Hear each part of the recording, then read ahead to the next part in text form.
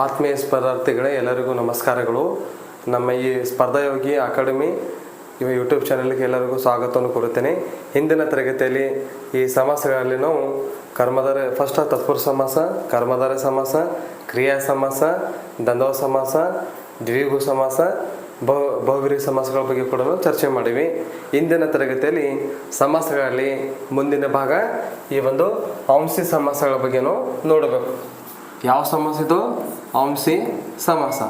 ಏನಪ್ಪ ಇದು ಔಂಸಿ ಸಮಾಸ? ಪೂರ್ವ ಪದವು ಅಂಶವಾಚಕವಾಗಿದ್ದು ಉತ್ತರ ಪದವು ಅಂಶವಾಚಕವಾಗಿದೆ.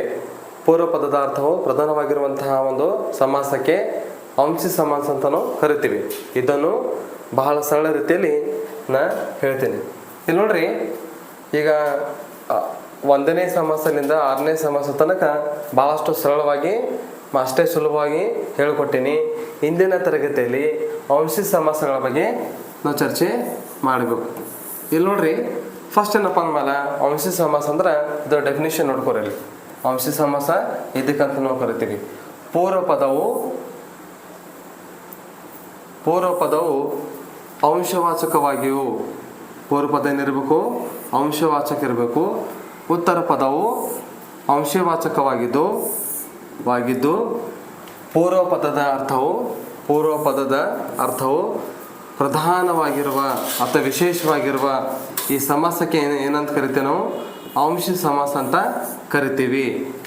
ಇಲ್ಲಿ ನೋಡ್ರಿ, ಔಂಸಿ ಸಮಾಸ ಕೂಡ ಭಾಳಷ್ಟು ಕ್ಲಿಷ್ಟತೆ ತರುವಂತಹ ಸಮಾಸ ಅಲ್ಲ. ಇದು ಕೂಡ ಒಂದು ನಿಯಮ ಅಂತದ. ಏನಪ್ಪ ಅಂದಮೇಲೆ ಪೂರ್ವ ಪದವು ಅಂಶವಾಚಕವಾಗಿಯೂ, ಉತ್ತರ ಪದವು ಅಂಶವಾಚಕವಾಗಿದ್ದು, ಪೂರ್ವ ಪದದ ಅರ್ಥವು ಪ್ರಧಾನವಾಗಿರುವಂಥ ಸಮಾಸಕ್ಕೆ ಔಂಸಿ ಸಮಾಸ ಅಂತ ಕರಿತೀವಿ. ಇಲ್ಲಿ ನೋಡ್ರಿ, ಇಲ್ಲಿ ಒಂದು ಅಂಶ ಭಾಳಷ್ಟು ಗಮನದಲ್ಲಿಡುವಂಥ ಒಂದು ಪ್ರಮುಖವಾಗಿರುವಂಥ ಅಂಶ ಇಲ್ಲಿ ಏನಪ್ಪ ಅಂದಮೇಲೆ ಇಲ್ಲಿ ಸಮಸ್ತ ಪದ ಅಂದ್ರೆ 2 ಅಥವಾ 2ಕ್ಕಿಂತ ಹೆಚ್ಚು ಪದಗಳಲ್ಲಿ ಏನತ್ತವ ಅಲ್ಲಿ ಒಂದಾಗಿರುವಂಥ ಪದ ಅಂತ ನೋಡ್ತೀರಿ. ಇಲ್ಲಿ ಸಮಸ್ತ ಪದದಲ್ಲಿ ಪೂರ್ವೋತ್ತರ ಪದಗಳು ಹಿಂದೆ ಮುಂದಾಗುತ್ತವೆ. ಇದು ಇಂಪಾರ್ಟೆಂಟ್ ನೋಡ್ರಿ. ಔಂಸಿ ಸಮಾಸಗಳಲ್ಲಿ ಏನಪ್ಪ ಅಂದಮೇಲೆ ಸಮಸ್ತ ಪದಗಳನ್ನು ಬಿಡಿಸ್ತೀವಿ. ಪೂರ್ವ ಪದ ಮತ್ತು ಉತ್ತರ ಪದ ಅಂತ ಬಿಡಿಸ್ತೀವಿ. ಈ ಪೂರ್ವೋತ್ತರ ಪದಗಳು ಏನತ್ತವ? ಪೂರ್ವ ಇದ್ದುದು ಉತ್ತರ ಆಗ್ತದ, ಉತ್ತರ ಇದ್ದುದು ಪೂರ್ವ ಆಗ್ತದ, ಅಂದ್ರೆ ಹಿಂದೆ ಮುಂದಾಗುತ್ತದೆ. ಈ ಅಂಶವನ್ನು ನೆನ್ಪಿಟ್ಕೊಳ್ಳೋದು ಮೋಸ್ಟ್ಲಿ ಇಂಪಾರ್ಟೆಂಟ್ ನೋಡ್ರಿ. ನೆಕ್ಸ್ಟ್ ನೋಡ್ರಿ, ಇನ್ನೊಂದು ಇಲ್ಲಿ ಅಂಶ ಅಂತ ಹೇಳ್ತೀವಿ. ಇದ್ರ ಬಗ್ಗೆ ನಮಗೆ ಕೂಡ ಗೊತ್ತಿರಬೇಕು. ಏನಪ್ಪ ಅಂಶ ಇದು? ಅಂಶ ಅಂದ್ರೆ ಒಂದು ವಸ್ತು ಅಂತ ಕರಿತೀವಿ. ಏನಂತ ಕರಿತೀವಿ? ಒಂದು ವಸ್ತು ಅಂತ ಕರಿತೀವಿ. ಅಂಶ ಅಂದ್ರೆ ಒಂದು ವಸ್ತು. ಅರ್ಥ ಆಗ್ತದ? ನೆಕ್ಸ್ಟ್ ನೋಡ್ರಿ, ಅಂಶ ಅಂದ್ರೆ ಏನಪ್ಪ ಅಂದಮೇಲೆ ವಸ್ತುವಿನ ಒಂದು ಭಾಗ ಅಂತ ಕರಿತೀವಿ. ಏನು? ವಸ್ತುವಿನ ಒಂದು ಭಾಗ ಅಂತ ಕರಿತೀವಿ. ಅರ್ಥ ಆಗ್ತದ? ಅಂಶ ಅಂದ್ರೆ ಒಂದು ವಸ್ತು, ಅಂಶ ಅಂದ್ರೆ ಈ ವಸ್ತುವಿನ ಒಂದು ಭಾಗ. ಫಾರ್ ಎಕ್ಸಾಂಪಲ್ ನೋಡ್ರಿ, ಏನಪ್ಪ ಅಂದಮೇಲೆ ಏನೋ ಕನ್ನಡ ವ್ಯಾಕರಣ ಅಂತ ಹೇಳ್ತೀವಿ. ಅರ್ಥ ಆಗ್ತಲ್ಲ? ಆ ಕನ್ನಡ ವ್ಯಾಕರಣ ಅನ್ನೋದು ಒಂದು ವಸ್ತು ಆಯಿತು. ಅರ್ಥ ಆಗ್ತದ? ಆ ಕನ್ನಡ ವ್ಯಾಕರಣದಲ್ಲಿ ಸಮಾಸ ಹೇಳ್ತೀನಿಲ್ಲ, ಅದು ಅಂಶ ಆಯಿತು. ಅಂದ್ರೆ ಕನ್ನಡ ವ್ಯಾಕರಣ ಒಂದು ಅಂಶ, ಮತ್ತು ಕನ್ನಡ ವ್ಯಾಕರಣದಲ್ಲಿ ಸಮಾಸ ಹೇಳ್ತಿರೋದು ಆ ವಸ್ತುವಿನ ಒಂದು ಭಾಗ ಅಂತ ನಾವು ಕರಿತೀವಿ. ಮೂಲ ವಸ್ತು, ಅದ್ರ ಜೊತೆಲಿ ಒಂದು ಉಪವಸ್ತು ಅಂತ ಕರಿತೀವಿ. ಇದು ಕೂಡ ನೆನ್ಪಿರ್ಬೇಕು ನಿಮಗೆ. ಇಲ್ಲಿ ಇಂಪಾರ್ಟೆಂಟ್ ಏನು ನೆನ್ಪಿಟ್ಕೋಬೇಕಪ್ಪ ಅಂದಮೇಲೆ ಪೂರ್ವೋತ್ತರ ಪದಗಳು ಯಾವುದು? ಪೂರ್ವೋತ್ತರ ಪದಗಳು ಏನತ್ತಾವಿಲ್ಲಿ? ಹಿಂದೆ ಮುಂದಾಗುತ್ತವೆ. ಈ ಪಾಯಿಂಟ್ಸ್ ನಾವು ನೆನ್ಪಿಟ್ಕೋಬೇಕು. ಪೂರ್ವೋತ್ತರ ಪದಗಳು ಏನತ್ತವ? ಹಿಂದೆ ಮುಂದಾಗುತ್ತವೆ. ಅಂದ್ರೆ ಪೂರ್ವ ಇದ್ದುದು ಉತ್ತರ ಆಗ್ತದ, ಉತ್ತರ ಇದ್ದುದು ಪೂರ್ವ ಆಗ್ತದ, ಹಿಂದೆ ಮುಂದಾಗುವುದು. ನೆಕ್ಸ್ಟ್ ನೋಡ್ರಿ, ಇದಾದ ನಂತರ ಇನ್ನೊಂದು ಇಂಪಾರ್ಟೆಂಟ್ ಅದ. ಏನಪ್ಪ ಅಂದಮೇಲೆ ಇಲ್ಲಿ ಅಂಶ ಅಂದ್ರೆ ಏನಪ್ಪ ಅಂದಮೇಲೆ ಒಂದು ವಸ್ತು. ಇದು ಕೂಡ ನೆನಪಿಗೆ ಇಟ್ಕೋಬೇಕು ನೀವು. ಅಂಶ ಅಂದ್ರೆ ಒಂದು ವಸ್ತು. ನೆಕ್ಸ್ಟ್ ನೋಡ್ರಿ, ಅಂಶ ಅಂದ್ರೆ ಏನಪ್ಪ ಅಂದಮೇಲೆ ವಸ್ತುವಿನ ಒಂದು ಭಾಗ. ಯಾವ ವಸ್ತು ಇದು? ಇದು ಮೂಲ ವಸ್ತುವಿನ ಒಂದು ಭಾಗ, ಅದಕ್ಕೆ ಅಂಶ ಅಂತ ಕರಿತೀರಿ. ಇದು ಕೂಡ ನೆನಪಿಗೆ ಇಟ್ಕೋಬೇಕು ನೀವು. ಅರ್ಥ ಆಗ್ತದ? ಇಲ್ಲಿ ನೋಡ್ರಿ, ಔಂಸಿ ಸಮಾಸ ನಾವು ಕಂಡುಹಿಡಬೇಕಂದ್ರೆ ಈ ಎರಡು ಏನಪ್ಪ ಅಂದಮೇಲೆ ಭಾಳ ಇಂಪಾರ್ಟೆಂಟ್ ನೋಡ್ರಿ. ಯಾವುದು? ಪೂರ್ವೋತ್ತರ ಪದಗಳು ಹಿಂದೆ ಮುಂದಾಗುವುದು. ಅಂಶ ಅಂದ್ರೆ ಒಂದು ವಸ್ತು, ಅಂಶ ಅಂದ್ರೆ ಆ ವಸ್ತುವಿನ ಒಂದು ಭಾಗ. ಇದು ತಿಳ್ಕೊಬೇಕು. ಇಲ್ಲಿ ನೋಡ್ರಿ, ಈ ಒಂದು ಉದಾಹರಣೆ ಏನು ಮಾಡಮ್ಮಿ? ಉದಾಹರಣೆಗಳ ಮೂಲಕವಾಗಿ ಈ ಡೆಫಿನೇಷನ್ ಅರ್ಥ ಮಾಡ್ಕೊಳ್ಳೋಣ. ಏನಪ್ಪ ಉದಾಹರಣೆಯಲ್ಲಿ? ಅಂಗೈ ಅಂತ ಹೇಳ್ತೀವಿ. ಅರ್ಥ ಆಗತ್ತಲ್ಲ? ಅಂಗೈ ಅಂದ್ರೆ ನಮ್ಮ ದೇಹದ ಒಂದು ಭಾಗ ಅಂತ ನೋಡ್ತೀವಿ. ಅರ್ಥ ಆಗ್ತದ? ಇಲ್ಲಿ ನೋಡ್ರಿ, ಅಂಗೈ ಇಲ್ಲಿ 2 ಪದಗಳು ಕೂಡ ನೋಡ್ತೀವಿ. ಏನಪ್ಪ ಅಂದ್ಮೇಲೆ ಇಲ್ಲಿ ಅಂಗೈ ಅಂತ ಅಂದ್ರೆ ಏನಪ್ಪ ಅಂದ್ಮೇಲೆ ಇದಕ್ಕೆ ಯಾವ ರೀತಿ ನಾವು ಬಿಡಿಸ್ಬೇಕು? ಕೈ ಪ್ಲಸ್ ಅಡಿ ಅಂತ ನೋಡ್ಲಿತ್ತೀವಿ. ಇಲ್ಲಿ ನೀವು ಒಂದು ಗಮನಿಸಬೇಕಾಗಿರುವಂಥ ಒಂದು ಪ್ರಮುಖ ಅಂಶ ಇಲ್ಲಿ ಏನಪ್ಪ ಅಂದ್ಮೇಲೆ ಅಂಗೈ ಅಂದ್ರೆ ಕೈ. ಅರ್ಥ ಆಗತ್ತಿಲ್ಲ? ಇಲ್ಲಿ ಉತ್ತರ ಪದ ಇದು ಏನು ಮಾಡ್ತೀವಿ, ಇಲ್ಲಿ ಪೂರ್ವ ಪದಗಳಲ್ಲಿ ಇಡ್ಲಿತ್ತೀವಿ, ಹಿಂದೆ ಮುಂದಾಗಲತ್ತ ನೋಡ್ರಿ. ಅಂಗೈ ಹಿಂದಿದ್ದು ಇಲ್ಲಿ ಪೂರ್ವ ಪದ ಇಡ್ಲಿತ್ತೀವಿ, ಮುಂದಿದ್ದು ಉತ್ತರ ಪದ ಇಡ್ಲಿತ್ತೀವಿ. ಅರ್ಥ ಆಗತ್ತದ? ಅದಕ್ಕೆ ನೋಡ್ರಿ, ಪೂರ್ವೋತ್ತರ ಪದಗಳು ಏನಾಗ್ತವೆ ಇಲ್ಲಿ ಹಿಂದೆ ಮುಂದಾಗುವುದು. ಇಲ್ಲಿ ನಾವು ನೋಟಿಸ್ ಮಾಡ್ಬೇಕು ಇಲ್ಲಿ. ಅರ್ಥ ಆಗ್ತದ? ಅಂಗೈ ಅಂದ್ರೆ ಇದೊಂದು ನಮ್ಮ ಕೈ, ಇದು ಅರ್ಥ ಆಗತ್ತಲ್ಲ? ಇದು ಒಂದು ಕೈ ಏನಪ್ಪ ಅಂದ್ಮೇಲೆ ಇದು ಒಂದು ವಸ್ತು ಆಯ್ತು.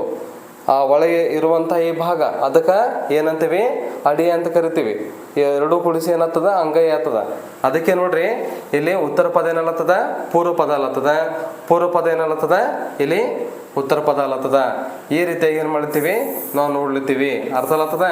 ಈ ರೀತಿ ಬತ್ತಂದ್ರೆ ಇದಕ್ಕೆ ಏನಂತ ಕರಿತೀರಿ ನಾವು? ಅಂಶಿ ಸಮಾಸ ಅಂತ ಕರಿತೀವಿ. ಇಲ್ಲೂ ಕೂಡ ನೋಡ್ಲಿತ್ತೀರಿ, ಪೂರ್ವ ಪದವು ಅಂಶವಾಚಕವಾಗಿಯೂ. ಪೂರ್ವ ಪದ ಅಂದ್ರೆ ಯಾವುದು? ಈ ಪದ. ಅರ್ಥ ಆಗ್ತದ? ಇದೇನದ? ಪೂರ್ವ ಪದ ಅದ ನೋಡ್ರಿ. ಅರ್ಥ ಆಗ್ತದ? ಇದು ಪೂರ್ವ ಪದ. ಇದಕ್ಕೆ ಏನಂತಾರ? ಅಂಶ ಅಂತ ಕರಿತೀವಿ. ಅಂಶ ಅಂದ್ರ ಇದೊಂದು ಮೂಲ ವಸ್ತು. ಇದು ಅರ್ಥ ಆಗ್ತಿಲ್ಲ? ಇದೊಂದು ಮೂಲ ವಸ್ತು. ಎರಡೇನು ನೋಡ್ರಿ. ಇನ್ನೊಂದೇನಪ್ಪ ಅಂದ್ಮೇಲೆ ಉತ್ತರ ಪದ ಅಂತ ನೋಡ್ತೀರಿ ಇಲ್ಲಿ. ಇದು ಅಂಶ ಅಂತ ಹೇಳ್ತೀವಿ. ಅರ್ಥ ಆಗ್ತದ? ಇದು ಒಂದು ವಸ್ತು, ಆ ವಸ್ತುವಿನ ಒಂದು ಭಾಗ ಏನು? ಅಡಿ. ಇದಕ್ಕೆ ಏನಂತ ಕರಿತೀವಿ? ಅಂಶ ಸಮಾಸ ಅಂತ ಕರಿತೀವಿ. ಇನ್ನೊಂದು ಇಲ್ಲಿ ಏನಪ್ಪ ಅಂದ್ಮೇಲೆ ಪೂರ್ವ ಪದ ಹೆಂಗಿರ್ಬೇಕು? ಬಹಳ ಪ್ರಧಾನವಾಗಿರಬೇಕು. ಪೂರ್ವ ಪದ ಹೆಂಗಿರ್ಬೇಕು? ಪ್ರಧಾನವಾಗಿರ್ಬೇಕು ಅಥವಾ ವಿಶೇಷವಾಗಿರ್ಬೇಕು. ಅಂದಾಗ ಮಾತ್ರ ಅದಕ್ಕೆ ಏನಂತ ಕರಿತೀರಿ? ಅಂಶಿ ಸಮಾಸ ಅಂತ ಕರಿತೀರಿ. ನೆಕ್ಸ್ಟ್ ನೋಡ್ರಿ, ಇನ್ನೊಂದು ಎಕ್ಸಾಂಪಲ್ ಇಲ್ಲಿ, ಇನ್ನೊಂದು ಉದಾಹರಣೆ ಏನಪ್ಪ ಅಂದ್ಮೇಲೆ ನಡು ರಾತ್ರಿ ಅಂತ ನೋಡ್ಲಿತ್ತೀವಿ. ಅರ್ಥ ಆಗ್ತದ? ಇಲ್ಲಿ ನಡು ಮತ್ತು ರಾತ್ರಿ 2 ಪದಗಳು ಇಲ್ಲಿ ನೋಡ್ಲಿತ್ತೀವಿ. ಇಲ್ಲಿ ಕೂಡ ಏನು ಮಾಡಬೇಕು? ಪೂರ್ವೋತ್ತರ ಪದಗಳು ಹಿಂದೆ ಮುಂದೆ ಮಾಡ್ಬೇಕು ನಾವು. ಅರ್ಥ ಆಗ್ತಲ್ಲ? ಇಲ್ಲಿ ನೋಡ್ರಿ, ಈ ಪದವನ್ನು ಹೆಂಗೆ ಬಿಡಿಸ್ಲತ್ತೀವಿ? ರಾತ್ರಿಯ ಪ್ಲಸ್ ನಡುವೆ. ಅರ್ಥ ಆಗ್ತಲ್ಲ? ರಾತ್ರಿಯ ಪ್ಲಸ್ ನಡುವೆ. ಅರ್ಥ ಆಗ್ತದ? ಇಲ್ಲೂ ಕೂಡ ನೋಡ್ರಿ, ಇಲ್ಲಿ ಉತ್ತರ ಪದ ಇದ್ದಿದ್ದು ಪೂರ್ವ ಪದ ಇಟ್ಟಿವಿ, ಮತ್ತು ಪೂರ್ವ ಪದ ಇದ್ದಿದ್ದು ಉತ್ತರ ಪದ ಇಟ್ಟಿವಿ. ಹಿಂಗೆ ಈ ರೀತಿಯಾಗಿ ಏನು ಮಾಡ್ತೀವಿ? ಪೂರ್ವೋತ್ತರ ಪದಗಳನ್ನು ಹಿಂದೆ ಮುಂದಾಗಿ ಮಾಡ್ಲತ್ತೀವಿ. ನೆಕ್ಸ್ಟ್ ನೋಡ್ರಿ, ಇಲ್ಲೂ ಕೂಡ ನೋಡಬೇಕು, ಇದೇನದ? ಅಂಶ. ಇದೇನದ? ಅಂಶಿ. ಅರ್ಥ ಆಗ್ತಿಲ್ಲ? ರಾತ್ರಿ ಅನ್ನೋದು ಒಂದು ವಸ್ತು, ನಡುವೆ ಅನ್ನೋದೇನದ? ಆ ವಸ್ತುವಿನ ಒಂದು ಭಾಗ. ಅರ್ಥ ಆಗ್ತದ? ಇಲ್ಲಿ ಮತ್ತೇನ ಪೂರ್ವ ಪದ ಹೆಂಗಿರ್ಬೇಕು? ಪ್ರಧಾನವಾಗಿ ಬರಬೇಕು. ಹೆಂಗೆ ಬರಬೇಕು? ಪ್ರಧಾನವಾಗಿ ಬರಬೇಕು. ಅಂದಾಗ ಮಾತ್ರ ಅದಕ್ಕೆ ಏನಂತ ಕರಿತೀರಿ? ಅಂಶಿ ಸಮಾಸ ಅಂತ ಕರಿತೀರಿ. ನೆಕ್ಸ್ಟ್ ನೋಡ್ರಿ, ಕೆಳದೊಟ್ಟಿ. ಇದು ಕೂಡ ನೋಡ್ಲಿತ್ತೀರಿ. ಅರ್ಥ ಆಗ್ತದ? ಕೆಳದೊಟ್ಟಿ ನೋಡ್ರಿ, ಇದು ಸಂಧಿಯಲ್ಲಿ ನಾವು ಬಿಡಿಸಿದಂದ್ರೆ ಏನು ಬರ್ತದೆ? ಇದು ಆದೇಶ ಸಂಧಿ ಬರ್ತದೆ ನೋಡ್ರಿ, ಕೆಳದೊಟ್ಟಿ ಅನ್ನೋದು. ಇದು ಕೂಡ ನೋಡ್ರಿ, ಇದು ಕೆಳಗೆ ಮತ್ತು ಇದೊಂದು ತೊಟ್ಟಿ, ಆ 2 ಪದಗಳು ಕೂಡಿ ಒಂದು ಸಮಸ್ತ ಪದ ಆಗಿದೆ ಇಲ್ಲಿ. ಅರ್ಥ ಆಗ್ತದ? ಇದು ಕೂಡ ಏನು ಮಾಡಬೇಕು? ಇಲ್ಲಿ ಉತ್ತರ ಪದ ಇದ್ದಿದ್ದು ಏನು ಮಾಡ್ತೀವಿ? ಪೂರ್ವ ಪದ ಮಾಡ್ತೀವಿ. ಅದೇ ಪೂರ್ವ ಪದ ಇದ್ದಿದ್ದು ಉತ್ತರ ಪದ ಮಾಡ್ತೀವಿ. ಅಂದ್ರೆ ಪೂರ್ವೋತ್ತರ ಪದಗಳು ಏನಾಗಬೇಕು? ಇಲ್ಲಿ ಹಿಂದೆ ಮುಂದೆ ಆಗಬೇಕು. ಅರ್ಥ ಆಗ್ತದ? ಇಲ್ಲೂ ಕೂಡ ನೋಡ್ರಿ, ಇಲ್ಲಿ ತುಟಿಯ ಪ್ಲಸ್ ಕೆಳಗೆ ಕೆಳದುಟ್ಟೆ ಅಂತ ಹೇಳ್ತೀವಿ ಇಲ್ಲಿ. ಅರ್ಥ ಆಗ್ತದ? ಇದು ಕೂಡ ಏನಪ್ಪ ಅಂದ್ಮೇಲೆ ಇದು ಪೂರ್ವ ಪದ, ಇದು ಉತ್ತರ ಪದ. ಇದಕ್ಕೆ ಏನು ಮಾಡ್ತೀವಿ? ಹಿಂದೆ ಮುಂದೆ ಮಾಡಿಬಿಟ್ಟಿವಿ ಇಲ್ಲಿ. ಮತ್ತು ತುಟಿ ಅನ್ನೋದು ಏನಪ್ಪ ಅಂದ್ಮೇಲೆ ಇದು ಈ ಪೂರ್ವ ಪದಗಳಲ್ಲಿ ಇದೊಂದು ಪ್ರಧಾನವಾಗಿರುವಂಥ ಒಂದು ಅಂಶ ಇಲ್ಲಿ. ಅರ್ಥ ಆಗ್ತದ? ಇದಕ್ಕೆ ಅಂಶ ಅಂತಾರೆ, ಇದಕ್ಕೆ ಅಂಶ ಅಂತ ಕರಿತೀರಿ. ನೆಕ್ಸ್ಟ್ ನೋಡ್ರಿ, ಇನ್ನೊಂದು 4ನೇ ಉದಾಹರಣೆ ಕೂಡ ನೋಡ್ಕೋಬೇಕು ಇಲ್ಲಿ. ಏನಪ್ಪ 4ನೇ ಉದಾಹರಣೆಯಲ್ಲಿ? ಮುಂಬಾಗಿಲು ಅಂತದ. ಅರ್ಥ ಆಗ್ತದ? ಮತ್ತೆ ಇದಕ್ಕೆ ಏನು ಮಾಡಬೇಕು? ಉತ್ತರ ಪದ ಇದ್ದಿದ್ದು ಪೂರ್ವ ಪದ ತಗೋಬೇಕು. ಬಾಗಿಲಿನ ಇದು ಮುಂದೆ ಅಂತದಲ್ಲ, ಪೂರ್ವ ಪದ ಇದ್ದಿದ್ದು, ಇದಕ್ಕೆ ಏನು ಮಾಡಬೇಕು? ಉತ್ತರ ಪದ ಆಗಬೇಕು. ಈ ರೀತಿಯಾಗಿ ಪೂರ್ವೋತ್ತರ ಪದಗಳು ಏನಾಗಬೇಕು? ಪ್ರತಿಯೊಂದು ಯಾವುದಕ್ಕೆ ನೀವು ಬಿಡಿಸ್ರಿ ಅದು ಏನಾಗಬೇಕು? ಹಿಂದೆ ಮುಂದೆ ಆಗ್ಬೇಕದು. ಮತ್ತೆ ಇನ್ನೊಂದೇನದ? ಪೂರ್ವ ಪದ ಇಲ್ಲಿ ಏನಲ್ಲತ್ತದ? ಪ್ರಧಾನವಾಗಿ ಹೊಂಟದ ಇಲ್ಲಿ. ಬಾಗಿಲು ಅನ್ನೋದು ಪ್ರಧಾನವಾಗಿರುವಂಥ ಅಂಶ ಇಲ್ಲಿ. ಅರ್ಥ ಆಗ್ತಲ್ಲ? ಇದಕ್ಕೆ ಅಂಶ ಅಂತಾರೆ, ಇದಕ್ಕೆ ಅಂಶ ಅಂತ ಕರಿತೀರಿ. ಇದಕ್ಕೆ ನೋಡ್ರಿ, ಅದಕ್ಕೆ ಈ ಸಮಾಸಕ ಅಂಶಿ ಸಮಾಸ ಅಂತ ಕರಿತೀರಿ. ಇನ್ನೊಮ್ಮೆ ಸಿಂಪಲ್ ಆಗಿ ಹೇಳ್ಬೇಕಂದ್ರೆ, ಅಂಶಿ ಸಮಾಸನ ಕಂಡುಹಿಡ್ಬೇಕಂದ್ರೆ ಪೂರ್ವ ಪದ ಏನಿರಬೇಕು?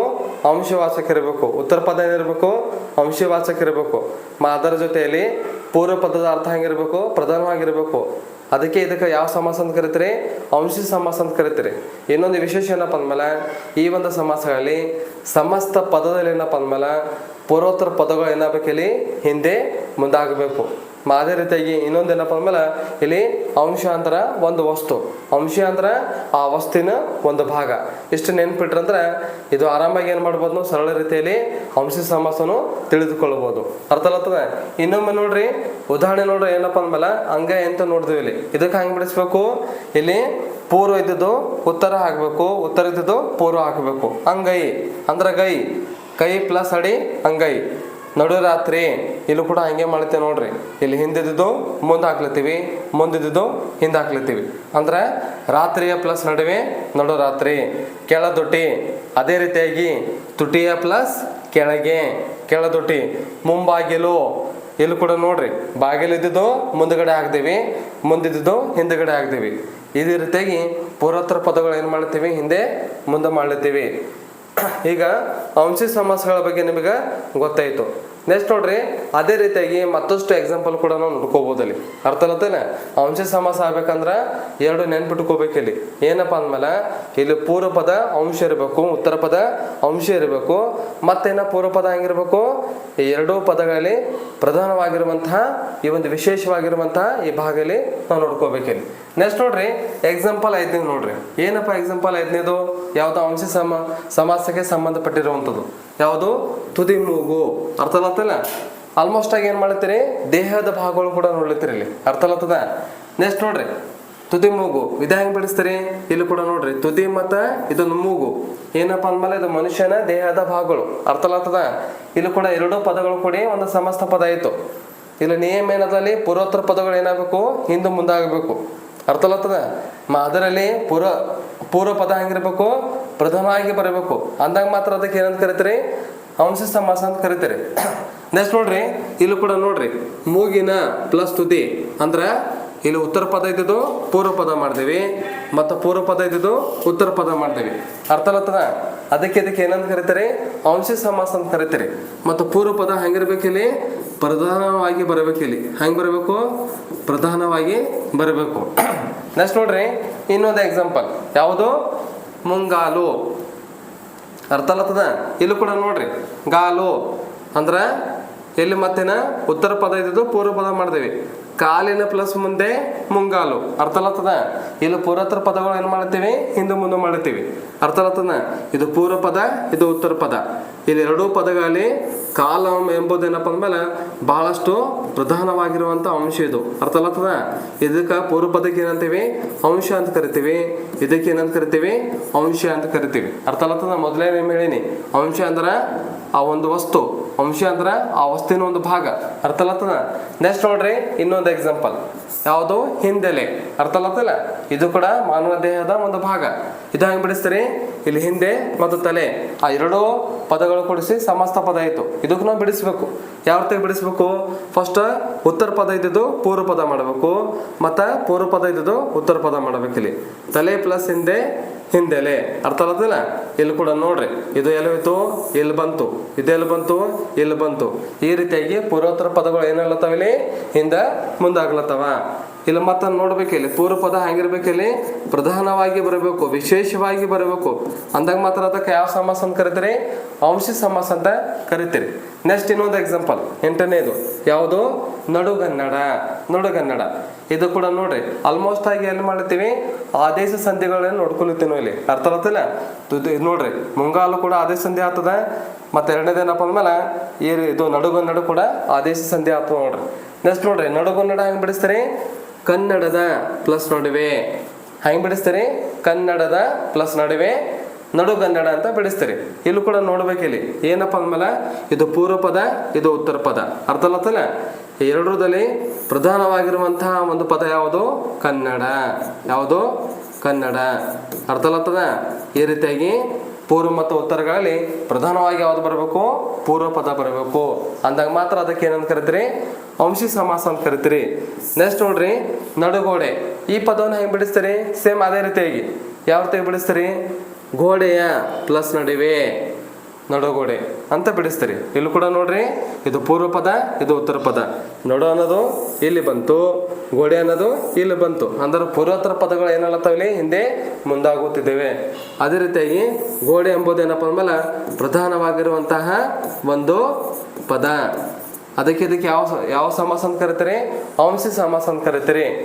ಈ ರೀತಿಯಾಗಿ ತುದಿ ಮೂಗನು ಮೂಗಿನ ಪ್ಲಸ್ ತುದಿ ಅಂತ ಬಿಡಿಸಿದ್ವಿ, ಮುಂಗಾಲನು ಕಾಲಿನ ಪ್ಲಸ್ ಮುಂದೆ ಅಂತ ಬಿಡಿಸಿದ್ವಿ, ಹಿಂದೆಲೆ ಅಂದ್ರೆ ತಲೆ ಪ್ಲಸ್ ಹಿಂದೆ ಅಂತ ಬಿಡಿಸಿದ್ವಿ, ನಡುಗನ್ನಡ ಅಂದ್ರೆ ಕನ್ನಡದ ಪ್ಲಸ್ ನಡುವೆ ಅಂತ ಬಿಡಿಸಿದ್ರಿ. ನೆಕ್ಸ್ಟ್ ಲಾಸ್ಟ್ ಒನ್ ಯಾವ್ದಪ್ಪ ಅಂದ್ಮೇಲೆ ನಡುಗೋಡೆ ಅಂತ ನೋಡಿದ್ವಿ, ಗೋಡೆ ಪ್ಲಸ್ ನಡುವೆ ಅಂತ ಬಿಡಿಸಿದ್ವಿ. ಫೈನಲಿ ನೋಡ್ರಿ, ಅಂಶಿ ಸಮಾಸನು ಬಹಳ ಸರಳ ರೀತಿಯಲ್ಲಿ ಅರ್ಥ ಮಾಡ್ಕೋಬೇಕಂದ್ರೆ ಇಲ್ಲಿ ಪ್ರಮುಖವಾಗಿ 3 ಅಂಶಗಳು ನೆನ್ಪಿಡ್ಕೋಬೇಕು. ಅಲ್ಲಿ ಪೂರ್ವ ಪದ ಅಂಶ ಇರಬೇಕು, ಉತ್ತರ ಪದ ಅಂಶ ಇರಬೇಕು, ಮತ್ತು ಪೂರ್ವ ಪದದ ಅರ್ಥ ಹಂಗಿರ್ಬೇಕು, ಪ್ರಧಾನವಾಗಿರ್ಬೇಕು. ಅಂದಾಗ ಮಾತ್ರ ಅದಕ್ಕೆ ಏನಂತ ಕರಿತೀರಿ? ಅಂಶಿ ಸಮಾಸ ಅಂತ ಕರಿತೀರಿ. ಇಲ್ಲಿ ಅಂಶ ಅಂದ್ರೆ ಒಂದು ವಸ್ತು, ಅಂಶ ಅಂದ್ರೆ ಆ ವಸ್ತುವಿನ ಒಂದು ಭಾಗ. ಎಷ್ಟು ನೆನ್ಪಿಟ್ರಂದ್ರೆ ಈ ಸಮಾಸ ನಿಮಗೆ ಯಾವುದೇ ರೀತಿಯ ಇಲ್ಲಿ ಯಾವುದೇ ಸಮಸ್ಯೆ ಇಲ್ಲಿ ಬರಲ್ಲ. ಆರಾಮಾಗಿ ಏನ್ ಮಾಡ್ಬೋದು, ಪ್ರತಿಯೊಂದು ಯಾವುದೇ ಇರಲದು ವಿವಿಧ ಸ್ಪರ್ಧಾತ್ಮಕ ಪರೀಕ್ಷೆಗಳಲ್ಲಿ ಆರಾಮಾಗಿ ನೀವು ಬಿಡಿಸ್ಬೋದು. ನೆಕ್ಸ್ಟ್ ನೋಡ್ರಿ, ಇದಾದ ನಂತರ ಇನ್ನೊಂದು ಯಾವುದಪ್ಪ ಅಂದಮೇಲೆ ಸಮಾಸಗಳಲ್ಲಿ 8ನೇದು ಕೊನೆಯವಾಗಿರುವಂತಹ ಒಂದು ಸಮಾಸ ಯಾವುದು? ಗಮಕ ಸಮಾಸ ಅಂತ ಕರಿತೀವಿ. ಯಾವ ಸಮಾಸ ಇದು? ಗಮಕ ಸಮಾಸ ಅಂತ ಕರಿತೀವಿ. ನೋಡ್ರಿ, ಪ್ರತಿಯೊಂದು ಸಮಾಸಕ್ಕ ಒಂದು ನಿಯಮ ಇರ್ತದೆ. ಅದೇ ರೀತಿಯಾಗಿ ಈ ಗಮಕ ಸಮಾಸದ ಡೆಫಿನೇಷನ್ ಏನಪ್ಪ ಅಂದ್ಮೇಲೆ ಇಲ್ಲಿ ಪೂರ್ವ ಪದ ಏನಿರಬೇಕು, ಸರ್ವನಾಮ ಇರಬೇಕು, ಕ್ರಿಯಾಪದ ಇರಬೇಕು ಅಥವಾ ಕೃತಾಂತ ಇರಬೇಕು, ಮತ್ತು ಉತ್ತರ ಪದ ಏನಿರಬೇಕಪ್ಪ ಅಂದ್ಮೇಲೆ ನಾಮಪದಗಳನ್ನ ಸೇರಿ ಆಗುವಂಥ ಸಮಾಸಕ್ಕೆ ಏನಂತ ಕರಿತೀರಿ? ಗಮಕ ಸಮಾಸ ಅಂತ ಕರಿತೀರಿ. ಇಲ್ಲಿ ನೋಡ್ರಿ, ಒಂದಿಲ್ಲಿ ಮಾತಲ್ಲಿ ನೋಟಿಸ್ ಮಾಡ್ಕೋಬೇಕು. ಇಲ್ಲಿ ಸಮಾಸಗಳಲ್ಲಿ ಈ 8 ಸಮಾಸಗಳಲ್ಲಿ ಭಾಳ ಈಸಿಯಾಗಿ ನಾವು ಟ್ರಿಕ್ ಮಾಡ್ಕೋಬೇಕಂದ್ರೆ ಪ್ರತಿಯೊಂದು ಸಮಾಸಕ್ಕೆ ಏನದ ಒಂದು ಇದೇ ನೆನ್ಪಿಟ್ಕೋಬೇಕು ಅನ್ನೋದು ನಮ್ಮ ಟ್ರಿಕ್ ನಿಮಗೆ ಹೇಳ್ಕೊಟ್ಟಿನ. ಅದನ್ನು ಕೂಡ ನೀವು ತಲೆಗೆ ಇಟ್ಕೋಬೇಕು. ಅಂದಾಗ ಮಾತ್ರ ಏನಾಗ್ತದ, ಯಾವುದೇ ರೀತಿಯಲ್ಲಿ ಗೊಂದಲಗಳಾಗಲ್ಲ. ಮತ್ತೆ ಇನ್ನೊಂದೇನಪ್ಪ ಅಂದ್ಮೇಲೆ ಆಲ್ಮೋಸ್ಟ್ ಆಗಿ ಏನು ಮಾಡೀನಿ, ಎಕ್ಸಾಂಪಲ್ಸ್ಗಳು ಹೆಚ್ಚಿಗೆ ಕೊಟ್ಟಿನಿ. ಇದರಿಂದ ನಿಮಗೆ ಏನಾಗ್ತದ, ಮೈಂಡಿಗೆ ಫಿಟ್ ಆಪ್ ನೋಡ್ರಿ. ಈ ನೇರವಾಗಿ ಗಮಕ ಸಮಾಸಕ್ಕೆ ಹೋಗ್ಬಿಡಮ್ಮ. ಇಲ್ಲಿ ನೋಡ್ರಿ, ಏನಪ್ಪ ಇದು ಗಮಕ ಸಮಾಸ? ಸಮಾಸದ ಎಲ್ಲಕ್ಕಿಂತ ಕೊನೆಯವಾಗಿರುವಂಥ ಸಮಾಸ ಇದು ಯಾವುದು? ಗಮಕ ಸಮಾಸ. ಏನಿದು ಗಮಕ ಸಮಾಸ? ಪೂರ್ವ ಪದವು ಏನಿರಬೇಕು? ಸರ್ವನಾಮ ಇರಬೇಕು. ಏನಪ್ಪ ಸರ್ವನಾಮ ಇದು? ಸರ್ವನಾಮ ಅಂದ್ರೆ ನಾಮಪದದ ಬದಲಾಗಿ ಬಳಸುವಂಥ ಪದಗಳಿಗೆ ಸರ್ವನಾಮ ಅಂತ ಕರಿತೀರಿ. ರಮೇಶನು ಅವನು, ರಾಧ ಅವಳು. ಅರ್ಥ ಆಯ್ತಲ್ಲ? ಹಿರಿಯರು ಬಂದ್ರಂದ್ರೆ ಅವರು ಅಂತ ಸಂಬೋಧನೆ ಮಾಡ್ತೀರಿ. ಅದೇ ರೀತಿ ವಸ್ತುಗಳಿದ್ದಂದ್ರೆ ಅವು ಅದು ಅಂತ ಹೇಳ್ತೀರಿ. ಇಲ್ಲಿ ನೋಡ್ರಿ, ನೆಕ್ಸ್ಟ್ ಏನಿರಬೇಕು? ಪೂರ್ವ ಪದವು ಸರ್ವನಾಮ ಇರಬೇಕು ಅಥವಾ ಕ್ರಿಯಾಪದ ಇರಬೇಕು. ಕ್ರಿಯಾಪದ ಅಂದ್ರೆ ಕೆಲಸ ನಡೆದಿದೆ ಅಂತ ನಾವು ಹೇಳ್ತೀವಿ. ಇನ್ನೊಂದು ಏನಿರ್ಬೇಕಪ್ಪ ಅಂದ್ಮೇಲೆ ಕೃತಾಂತ ಇರ್ಬೇಕು. ಇಲ್ಲಿ ಏನಿರ್ಬೇಕು? ಕೃತಾಂತ ಇರಬೇಕು. ಎದಕ್ಕೆ ಕೃತಾಂತ ಅಂತೇನು? ಇಲ್ಲಿ ಕೃತಾಂತಪ್ಪ ಅಂದ್ಮೇಲೆ ಕೃತಾಂತಗಳಲ್ಲಿ ಧಾತುಗಳು ಕೂಡ ನೋಡ್ತೀವಿ. ಏನಪ್ಪ ಧಾತು ಇದು? ಕ್ರಿಯಾಪದದ ಮೂಲ ರೂಪವನ್ನು ಧಾತು ಅಂತ ಕರಿತೀವಿ. ಇದು ಕೂಡ ನೆನ್ಪಿಟ್ಕೋಬೇಕು. ನೋಡ್ರಿ, ಇಲ್ಲಿ ಏನಪ್ಪ ಅಂದ್ಮೇಲೆ ಪೂರ್ವ ಪದವು ಸರ್ವನಾಮ ಇರಬೇಕು ಅಥವಾ ಕ್ರಿಯಾಪದ ಇರಬೇಕು ಅಥವಾ ಕೃತಾಂತ ಅಂತ ಇರಬೇಕು. ಕೃತಾಂತದಿಂದ ಕೂಡಿದ್ದು ಉತ್ತರ ಪದವು ಇಲ್ಲಿ ಇಂಪಾರ್ಟೆಂಟ್ ಅದು. ನೋಡ್ರಿ, ಏನಪ್ಪ ಅಂದ್ಮೇಲೆ ಉತ್ತರ ಪದವು ನಾಮಪದದೊಡನೆ ಸೇರಿ ಆಗುವ ಸಮಾಸಕ್ಕೆ ಏನಂತ ಕರಿತೀರಿ? ಗಮಕ ಸಮಾಸ ಅಂತ ಕರಿತೀರಿ. ಏನಂತ ಕರಿತೀವಿ? ಗಮಕ ಸಮಾಸ ಎನ್ನುವರು. ಅರ್ಥ ಆಗತ್ತಲ್ಲ? ಇಲ್ಲಿ ನೋಡ್ರಿ, ಈ ಒಂದು ಡೆಫಿನೇಷನ್ ಒಳಗ ಎಕ್ಸಾಕ್ಟ್ ಆಗಿ ಏನೇನು ಬಿಟ್ಕೋಬೇಕು? ಇಲ್ಲಿ ಪೂರ್ವ ಪದಗಳಲ್ಲಿ ಸರ್ವನಾಮ ಇರಬೇಕು, ಕ್ರಿಯಾಪದ ಇರಬೇಕು ಅಥವಾ ಕೃತಾಂತ ಇರಬೇಕು. ಆ 3ಗಳಲ್ಲಿ ಒಂದಿರಬೇಕು. ಅರ್ಥ ಆಗ್ತದ? ಅದಾದ ನಂತರ ಉತ್ತರ ಪದ ಏನಿರಬೇಕು? ನಾಮಪದ ಇರಬೇಕು. ನಾಮಪದ ಅಂದ್ರೆ ಯಾವುದೇ ಒಂದು ವಸ್ತು, ವ್ಯಕ್ತಿ, ಪ್ರಾಣಿ ಮತ್ತು ಪಕ್ಷಿ ಹಾಗೂ ಸ್ಥಳ ಇತ್ಯಾದಿ ತಿಳಿಸುವಂಥ ಪದಗಳಿಗೆ ನಾಮಪದ ಅಂತ ನಾವು ಹೇಳ್ಬಿಟ್ಟಿವಿ. ನೆಕ್ಸ್ಟ್ ನೋಡ್ರಿ, ಉದಾಹರಣೆ ಏನಪ್ಪ ಅಂದ್ಮೇಲೆ ಉದಾಹರಣೆ ಮೂಲಕವಾಗಿ ಈ ಗಮಕ ಸಮಾಸನು ಇನ್ನಷ್ಟು ಸುಲಭ ರೀತಿಯಲ್ಲೂ ತಿಳ್ಕೊಬೋದು. ಏನಪ್ಪ ಇಲ್ಲಿ? ಈ ಹುಡುಗಿ. ಅರ್ಥ ಆಗ್ತದ? ಈ ಅನ್ನೋದೇ ನಮಗೆ ಗೊತ್ತೈತಿ. ಈಗ ಅರ್ಥ ಆಗ್ತದ? ಇದು ಹೆಂಗೆ ಬಿಡಿಸ್ತೀರಿ? ಇವಳು ಪ್ಲಸ್ ಹುಡುಗಿ. ಅರ್ಥ ಆಗ್ತದಿಲ್ಲ? ಇಲ್ಲಿ ಪ್ರಮುಖವಾಗಿ ನಾವೇನು ನೋಡ್ಕೋಬೇಕಿಲ್ಲಿ? ಪೂರ್ವ ಪದ ಏನಿರಬೇಕು? ಸರ್ವನಾಮ ಇರಬೇಕು ಅಥವಾ ಕ್ರಿಯಾಪದ ಇರಬೇಕು ಅಥವಾ ಕೃತಾಂತ ಇರಬೇಕು. ಆ 3ರಲ್ಲಿ ಒಂದಿರಬೇಕು. ಇಲ್ಲಿ ಎಲ್ಲಿರಬೇಕು? ಇಲ್ಲಿರಬೇಕು. ಇದಕ್ಕೆ ಏನಂತೀರಿ? ಪೂರ್ವ ಪದ ಅಂತ ಕರಿತೀರಿ. ಇದು ಯಾವ ಪದ? ಪೂರ್ವ ಪದ. ಇದು ಯಾವ ಪದ? ಉತ್ತರ ಪದ ಅಂತ ಕರಿತೀರಿ. ಅರ್ಥ ಆಗ್ತದ? ಪೂರ್ವ ಪದಗಳಲ್ಲಿ ಸರ್ವನಾಮ ಇರಬೇಕು, ಕ್ರಿಯಾಪದ ಇರಬೇಕು ಅಥವಾ ಕೃತಾಂತ ಇರಬೇಕು. ಇಲ್ಲಿ ಇವಳು ಇದೇನು? ಸರ್ವನಾಮ. ಅರ್ಥ ಆಗತ್ತಿಲ್ಲ? ನೋಡ್ರಿ, ಆ ಹುಡುಗಿಯ ಹೆಸರಿನ ಬದಲಾಗಿ ಏನ್ ಮಾಡ್ತೀವಿ? ಇವಳು ಅಂತ ಹೇಳ್ತೀವಿ. ಅರ್ಥ ಆಗತ್ತಿಲ್ಲ? ಇದರ ಬದಲಾಗಿ ಇವಳು ಅಂತ ಎಲ್ಲ ಹೇಳ್ತೀವಿ. ಇಲ್ಲಿ ಅದಕ್ಕೆ ಸರ್ವನಾಮ ಅಂತ ಕರೀತಾರ. ಇದು ಏನಪ್ಪ ಅಂದ್ಮೇಲೆ ಸರ್ವನಾಮ ಐತದು. ಇದು ಯಾವ ನಾಮ? ಸರ್ವನಾಮ. ಅರ್ಥ ಆಗತ್ತಿಲ್ಲ? ಹುಡುಗಿ. ಹುಡುಗಿ ಅನ್ನೋದೇನು? ಇದೊಂದು ನಾಮಪದ.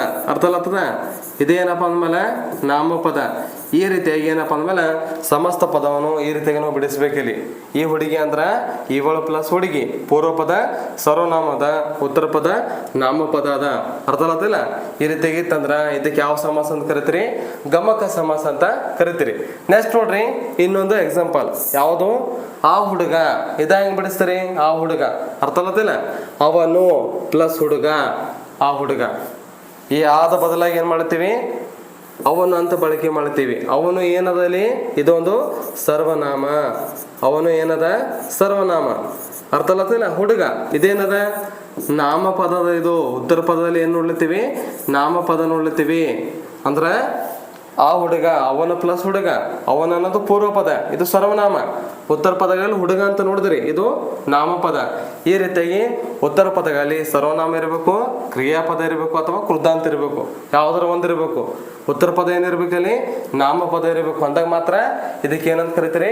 ಗಮಕ ಸಮಾಸ ಅಂತ ಕರಿತೀರಿ. ನೆಕ್ಸ್ಟ್ ನೋಡ್ರಿ ಮೂರನೇ ಎಕ್ಸಾಂಪಲ್. ಆ ಕಲ್ಲು. ಅರ್ಥ ಆಗತ್ತಿಲ್ಲ? ಆ ಕಲ್ಲು. ಇದು ಹೆಂಗೆ ಬಿಡಿಸ್ತೀರಿ? ಅದು ಪ್ಲಸ್ ಕಲ್ಲು. ಕಲ್ಲು ಗಟ್ಟಿಯಾಗಿರುವಂಥ ವಸ್ತು ಇದು. ಅರ್ಥ ಆಗತ್ತಿಲ್ಲ? ಇದಕ್ಕೆ ಏನು ಮಾಡ್ತೀವಿ? ಅದು ಅಂತ ಹೇಳಿಬಿಡ್ತೀವಿ ಅಲ್ಲಿ. ಅರ್ಥ ಆಗತ್ತಿಲ್ಲ?